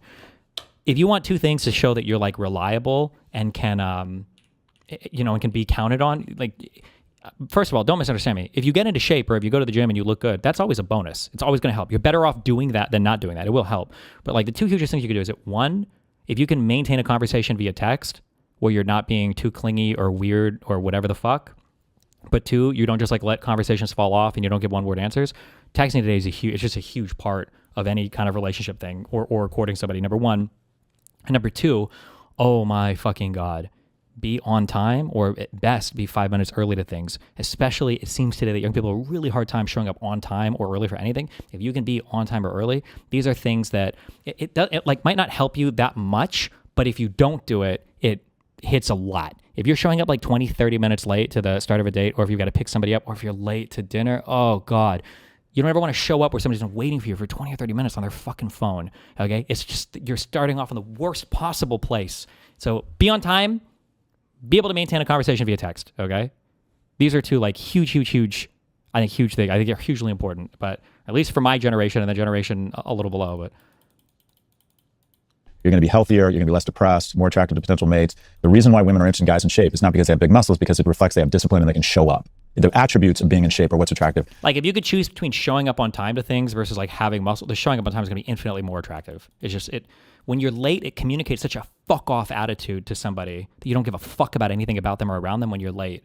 So unless like you got like a batch of excuses ready to go, your cat died, your grandma's dying, your mom and dad try to kill you, you have to have a really good excuse. And even that's just not going to be good. Just, to women. Two, we're going to start making some money. And then three, we're going to put ourselves in the company of strangers outside of the home. And then once we're there for 2 or 3 weeks, I task them a series of exercises. I want you to go up to someone and express platonic interest. Hey man, do you want to watch the Arsenal game this weekend? Right? That's a little bit lower risk. And at some point, I say you need to go ask a woman who you might be interested in, or a guy, for coffee. Does the regular pull out the chair, opening doors, etc. actually work? As long as you're not obnoxious about it, just in my personal experience, but there might be other stuff happening there. Also, keep in mind the girls that I'm dating are around.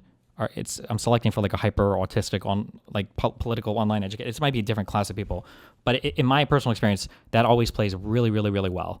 Don't be like weird about it, but like that's being very general.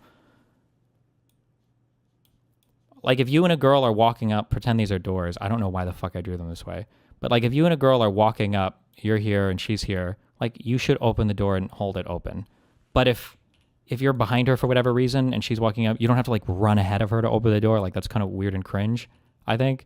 Or if your car is like parked here on the street and this is the driver's side and this is the passenger side, right? You should absolutely open the door. 1,000,000,000%. Why not? It's free points, okay? One of the most important things, in my opinion, don't ever miss the free points. If there's free points, take them, okay? Sometimes you need all the help you can get. Opening doors here, waiting till the person is fully. Also, if you open the door, wait until they're fully inside, check, and then ask them if it's okay, and then close the door. Okay? Don't open the door and walk away like fucking autistically retarded people. Don't open the door and then when they get in, slam it on their fucking leg or catch their dress or a purse or whatever else. Wait until they're situated inside. Make sure they're okay. Close the door. Walk around to your side. I think these are simple things. Oh, look, it looks like a smiley. They're simple. They're important. Don't be weird or over-aggressive about it. But always pick up the free points, okay? Coffee. All right, hey, what are you doing? What's going on? Not on the first one, just establish dialogue, and then the next time you say what you mentioned having a coffee. And this is what's going to happen. Most of them are going to say no. And I'm like, that's the victory. Because the only thing any wonderful thing in my life has in common was it was preceded by a ton of no's. I applied to 9 graduate schools. I got off the waiting list on 1. I applied to 27 jobs. I got an interview with one and got hired because the guy who ran the division rode crew as I did. I didn't even really get the job. I got it through, I don't know, unfair advantage. I can't tell you how much. Okay. I can't speak to everybody. So okay. I can't speak to everybody. So this might be true. But Paji says in Europe, things are a tad different. In the southern parts of Europe, old-fashioned manners are well perceived. In the north is a tad different. They are a bit autistic about it. But I'd say girls still like getting approached and stuff like holding the door. But you have to be nonchalant about it. I've never in my life met somebody. I don't think I've courted many European girls, to be fair. But at least in America, even amongst like socially progressive people, I've never met somebody who's like, oh, you're being misogynistic by holding the door. I have had 2 different comments though, where somebody's like, oh, that's the first time a guy's held the door open for me, which is crazy in my mind.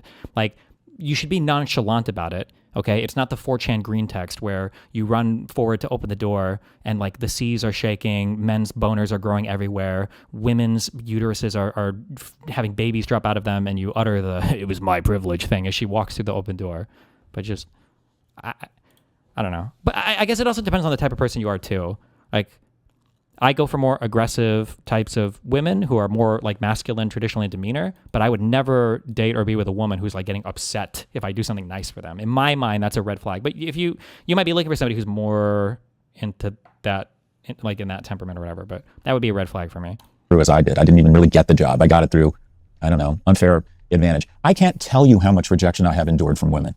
But the reason I make more money than your average bear, the reason why I have more friends, I think, than a lot of dudes, the reason why I get to hang out with someone who's much higher character and much hotter than me is I've never been afraid of no. Never been afraid of no. So I'm trying to get young men to get to no. And unfortunately, they have these synthetic relationships and never say no to them, so they can't endure or reject no. 45% of men, 18 to 22, have never asked a woman out in person. Think of that. Almost half Get on Tinder, baby. Fuck that shit. of young men have never mustered the courage or felt the fire because maybe they thought it'd be easier to go home and just watch porn to actually approach a strange woman and ask her out in person. Like, to me, that's a disaster, because some of those skills, figuring out a rap, figuring out humor, figuring out how to demonstrate kindness, are the skills you need across different dimensions in your life. Those skills are going to serve you well in all aspects of your life, and those men are not learning those skills. So my code is provider, protector, and procreator. And I think all 3 of those things can serve as guideposts for what a man wants to accomplish and how he helps make decisions and shape his behavior, if you will. This episode of Trigonometry is brought to you by Next Insurance. No paper.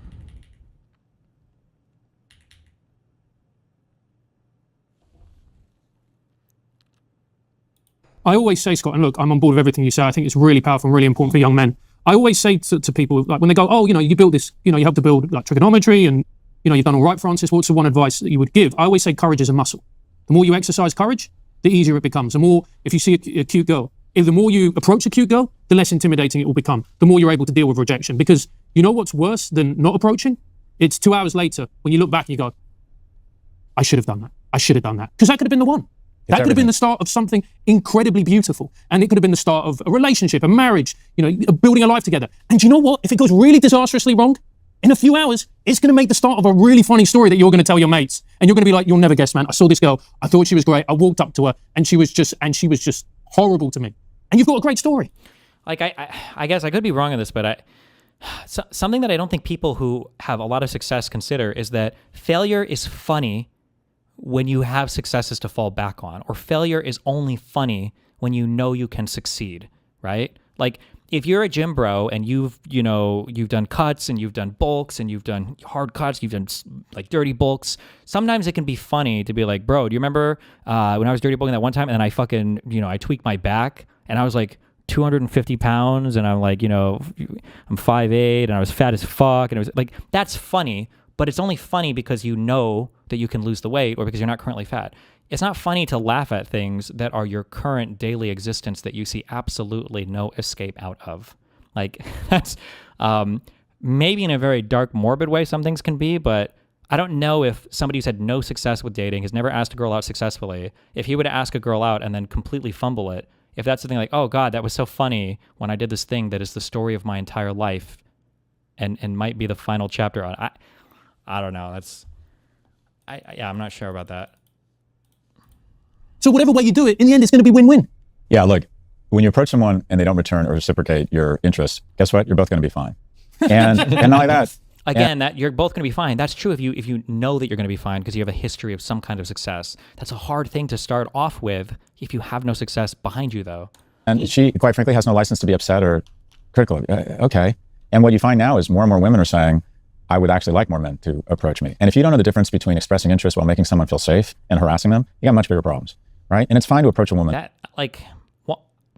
can be hard to tell if you have no experience talking to people, though, right? In an environment, and just, hey, where are you from?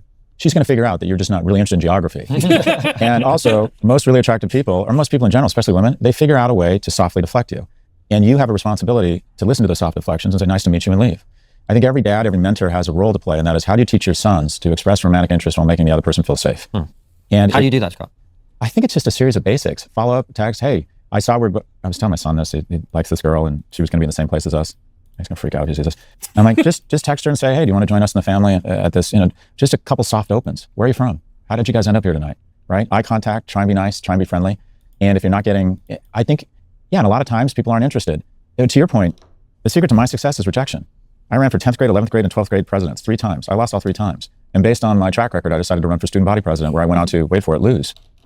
But my superpower, I've started 9 businesses. I think like the person who has the temperament, and sometimes this is why I hate it when successful people give advice sometimes, is because they don't realize like the gifts that they had early on, and I don't think they're doing it intentionally. Like, I don't think Scott has bad faith at all here, but I don't think Scott realizes like the type of person that has the demeanor or the candor to run for class president 3 times in a row, you're already selecting for somebody that has like exceptional tenacity and social skills, right? Like the fact that you even run 1 time is probably showing that you have exceptional tenacity and people skills. And the fact that you failed and continued, like, that's good. There's credit to that.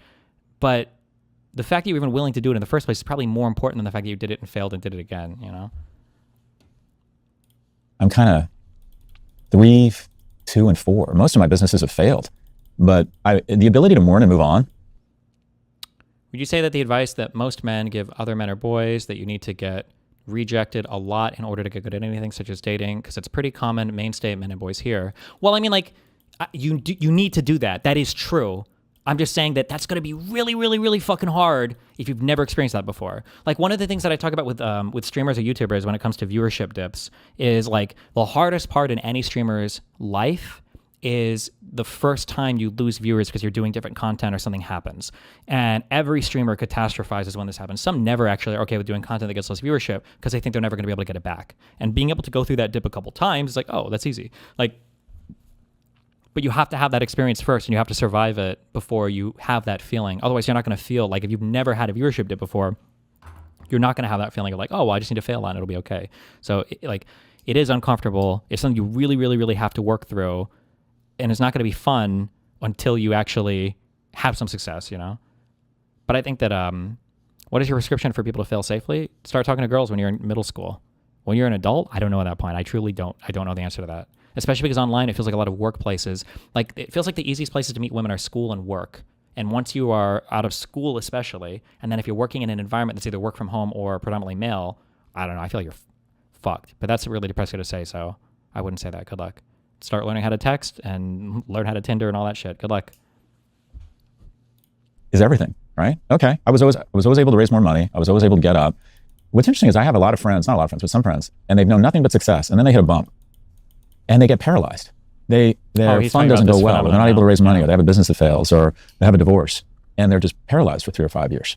So your ability to mourn and move on is kind of everything. And if you aren't getting a ton of, I would argue the only thing successful people have in common is just a disproportionate number of no's, because they're always trying to punch above their weight class, right? You want to score above your weight class economically and romantically, get out a big spoon and get ready to eat. I mean, I can't imagine when you started trigonometry, how many guests said no, or how many advertisers said no. Well, this is what I was going to say, man, because it's such an interesting point, because if people want to look at the guests that we've had on, for every single guest that you thought, oh, wow, the guys have got X, Y, Z, whoever, that person has probably said no. Already said no 4 or 5 times. 4 or 5 times. But that's how it works. Yeah. And they didn't. And the reason is, just like a hot girl, they didn't necessarily say no because there was nothing there. It's like they've got a life. They're busy. Maybe they've got a boyfriend right now. Other stuff. There's other reasons. And the trick is that you gradually learn is not to internalize a no. 100%. You just got to not internalize it. It's such an important thing, because we have a tendency, we're such narcissistic creatures, when we go up to someone and express friendship and they're not. So what is Scott saying that you disagree with? He's just giving some way out to get out of it instead of just blackpilling them? I don't know. I feel like for this whole thing, I haven't heard a single piece of concrete advice that is actionable by a guy that would actually produce results in their life. That's just what it feels like a lot of platitudes. Not that the platitudes are necessarily wrong, but it's just like, go to the gym, get a really good job, and be a protector. Was that the third one or whatever? Like, okay. I don't know. What do you do with that? Not nice to us, or we sometimes express interest in raising money or something, and they say no, or they don't return your interest. We immediately think it's all about us. Right. My company sucks, or I'm not good looking, or they're an asshole. As far as you know, they just found out their dad has Alzheimer's. You just don't know what's going on in their life. Or they're going through a breakup themselves, or they just had their heart broken. Or this partner to VC fund, his kid has just been diagnosed with ADHD, or he's just had a conversation where his current portfolio sucks, so he can't make any more investments. It's not about you usually. The response you get from people, yeah, a lot of it has to do with you, but sometimes most of it has to do with what's going on with them at that moment. Yeah. That's very hard. That's very hard to learn. That's better than if you didn't have social skills in middle school. I don't know what you do at that point. No, because now you got to work on inventing a time machine. At least there's a way out that way, okay? This is the tape video. Bro, why are we even, I shouldn't have watched this video. I was hoping there'd be more politics in this.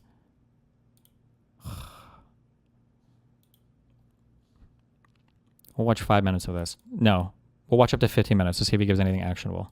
Approaching time, you're out with your friends, puts me in contact with beautiful women. I'm around them. I'm in the best clubs. I'm in the best restaurants. I'm in the best bars. I'm in the best spots in the world. I'm flying all over the place. The highest level women in the world are not in your local. This thing that he was talking about, like being in areas where women already are, that's like a very, very helpful thing because it doesn't look like you're hunting somebody down or seeking them out. And hopefully it's in an environment where you have like a mutual thing to talk about or do.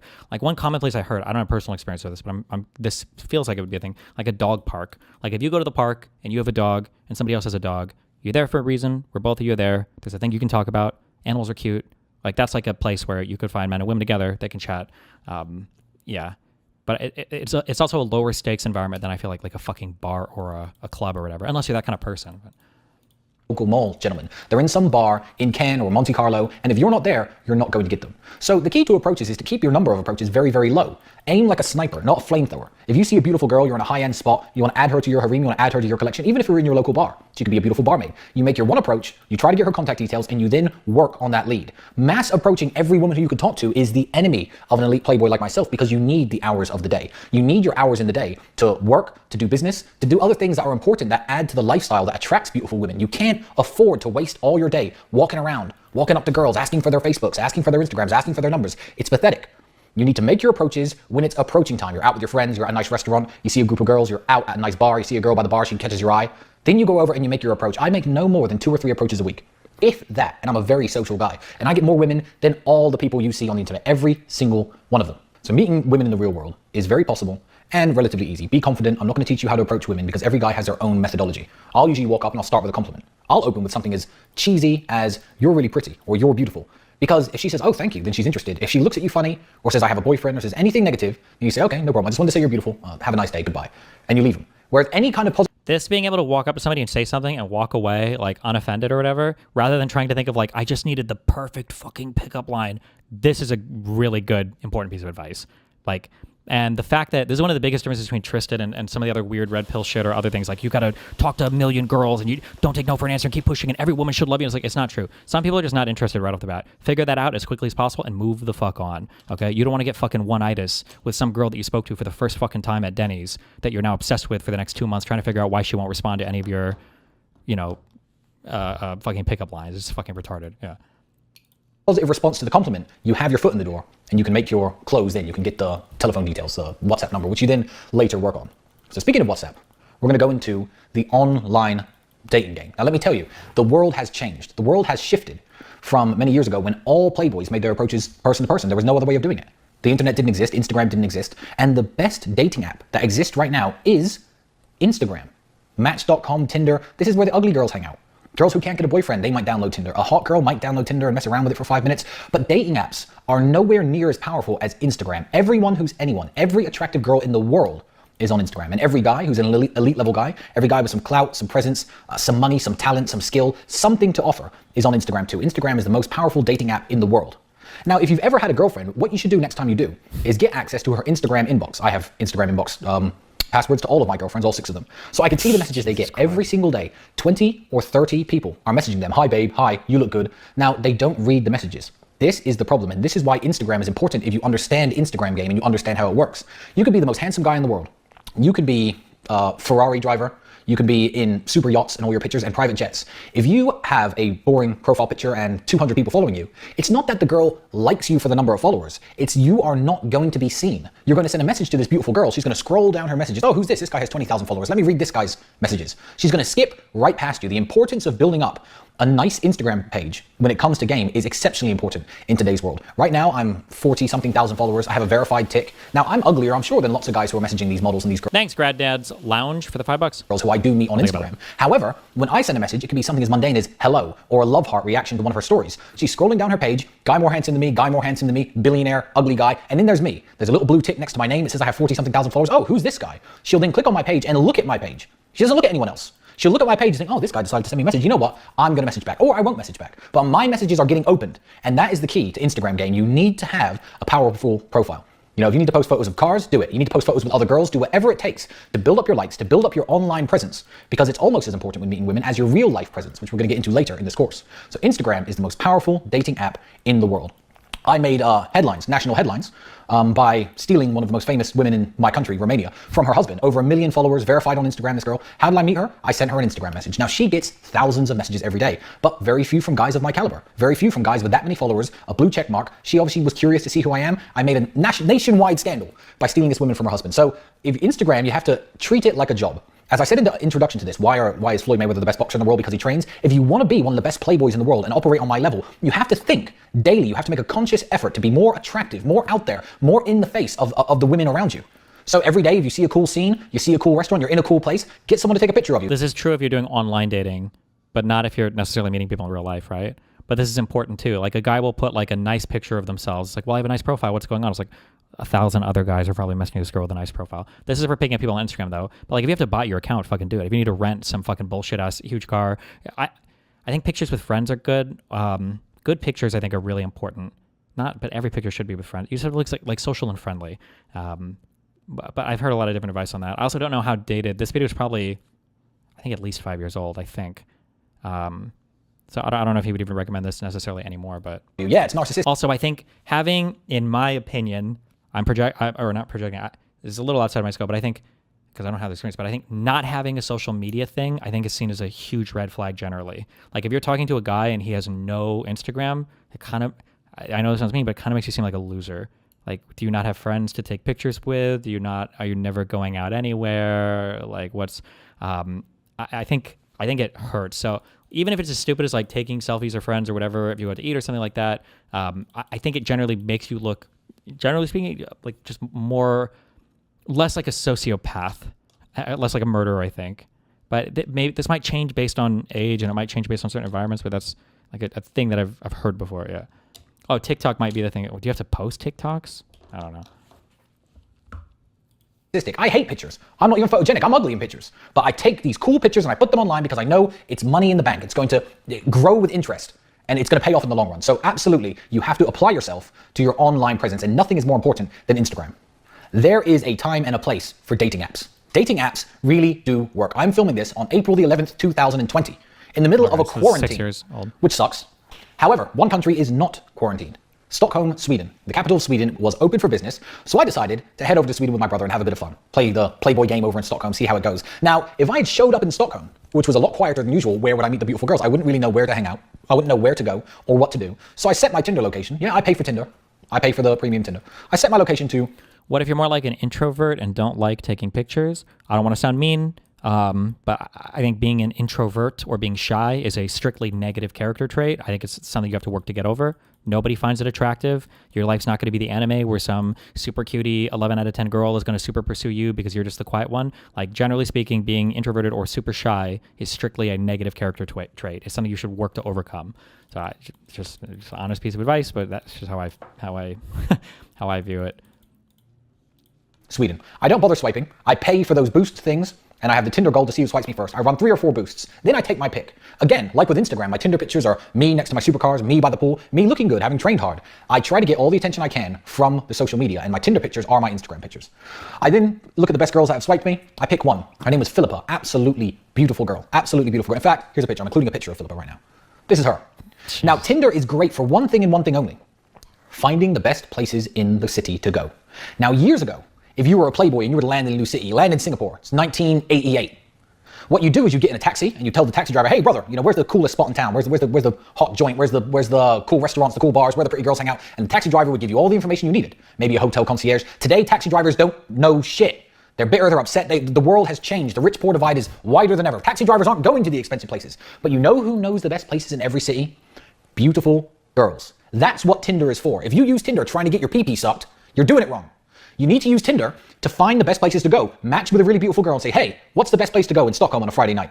Oh, what was the name of the place now? Can't remember the name, but this girl, Philippa, replies to me, oh, it's here. I say, okay, we're going. I'm going to take you out. Bring your friends, because I was with my friends. I'm going to take you out. Let's have fun. Now, she said yes. And if she had said no, who cares? I now know the best place in town. I know where girls like her hang out. So, Stockholm. Having no social media is hella nonchalant. I mean, I guess, but that's, I don't know. Maybe that's true for super young people. I don't know. Remember, Tiny had social skill. Oh, I thought you said no. Oh, yeah. Listen, I do okay. All worked out exceptionally well. I ended up sleeping with this girl, Philippa. She's still messaging me now. I've been home for weeks and weeks. That's what Tinder is good for. Finding the best places to hang out in town. And when also, there's this concept that red pillars talk about. It's super cringe, but I think it's super true. And I don't know how you would do this if you don't already have them. But if you can show that you have pictures with girls, that type of like social proof shit for women works really, really, really, really, really well. So if a girl sees you in a picture, and it doesn't have to be like you're fucking somebody or it's like a girlfriend or it's one-on-one, but even if it's in a group and there are other like reasonably attractive people, women with you, then it's like communicates to them like, oh, this guy's at least not like a rapist, or like these women are signing off on him, so it must be like an okay thing. That could be a really huge thing too, but I don't know, use AI and fake some women or something, but. She's still messaging me now. I've been home for weeks and weeks. That's what Tinder is good for. Finding the best places to hang out in town. And when you get to these places, make sure you check in on Instagram. Take a picture, tag yourself on Instagram, because if you do that, I tagged myself at the Stockholm Grand Hotel, the best hotel in the city. That's where I was staying. Like, this is good advice, right? This is actionable stuff. Go on Tinder, find a way to match with somebody, ask them where the good places are, go to those places, take pictures, throw them on Instagram. It's actionable. I had 3 or 4 girls message me simply because I tagged myself at that hotel. Girls from Sweden. They all are obsessed with Instagram. Hot girls are obsessed with Instagram. And how did I find out that this? On the Tinder stats I looked at when I was using it, it said do not have a pic of a girl with you.